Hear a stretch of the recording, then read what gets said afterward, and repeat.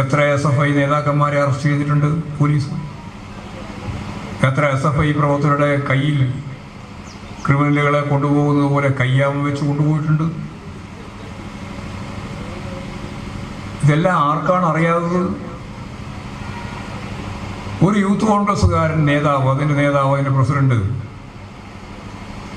Arrest ചെയ്തിരിക്കുന്നു.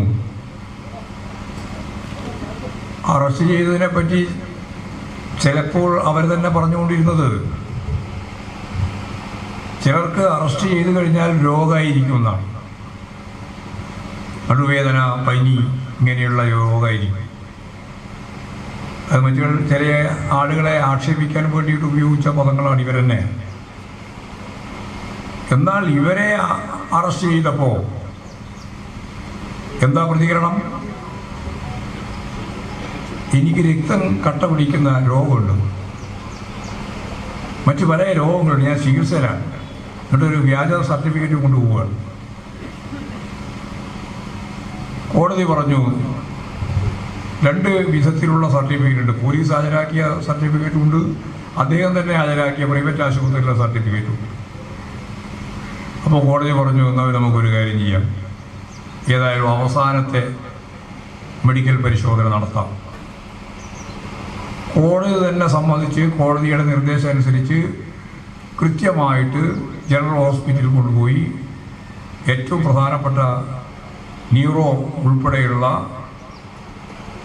പ്രധാനപ്പെട്ട ഡോക്ടർമാർ പരിശോധിച്ചു. അത് ഇന്നലെ ഇങ്ങനെ കമൻ്റ് പറഞ്ഞുകൊണ്ടിരിക്കുകയായിരുന്നില്ലേ, പരിശോധിച്ചു. അവർ കൊടുത്ത റിപ്പോർട്ട് എന്താണ് എന്ന് TV ഇങ്ങനെ പറഞ്ഞുകൊണ്ടിരിക്കുന്നുണ്ട്. ഞാൻ ഇന്നലെ TV കണ്ടുകൊണ്ടിരുന്നതാണ്. ആ റിപ്പോർട്ടിൽ കാര്യമായ ഒരു രോഗവുമില്ല. ആ റിപ്പോർട്ട് കോടതിയുടെ മുമ്പിലെത്തി. ഇതിനു മുമ്പ് അറസ്റ്റ് ചെയ്ത KSU യൂത്ത് കോൺഗ്രസ് നേതാക്കന്മാർക്കൊന്നും ജാമ്യം കിട്ടിയിട്ടില്ല. അങ്ങനെ ജാമ്യം കിട്ടാതിരുന്നത് പോലെ ഈ പറയുന്ന യൂത്ത് കോൺഗ്രസിൻ്റെ പ്രസിഡന്റിനും ജാമ്യം കിട്ടാൻ സാധ്യതയില്ല.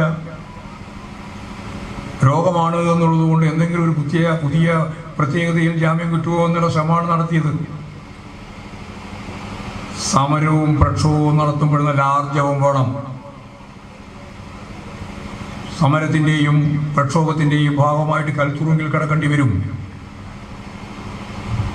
പറയുമ്പം കാണിക്കുന്ന ആവേശം പോരാ, അതിനുള്ളൊരു മനസ്സ് വേണം.